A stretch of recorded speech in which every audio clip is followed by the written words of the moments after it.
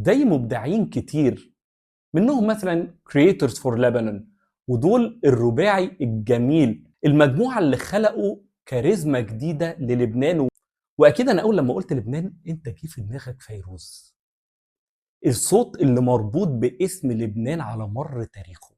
جوليا بطرس، الصوت الجبار، فاكرين لما قالت له لا باحلامك لا باوهامك رح ترجع يوم تلاقيني، ما تحلمش يابا انا كده. هبه تواجي، اللبنانيه الحديثه اللي صوتها بيحمل تراث لبناني وبياخده للعالميه، وديع الصافي وجمال صوته. وطبعا ما ننساش الفنانين والمطربين الشباب، ناس زي أنتوني أدونيس بجمال صوته اللي خلى اللبنانيين كلهم يبقوا بيحبوه. جبران خليل جبران اللي قال نص أناقتك في كلامك والنص التاني في أخلاقك. وموتيفيشنال سبيكر وكوتش زي ماريا صعب اللي لما بتطلع تتكلم بتأثر على الناس كلها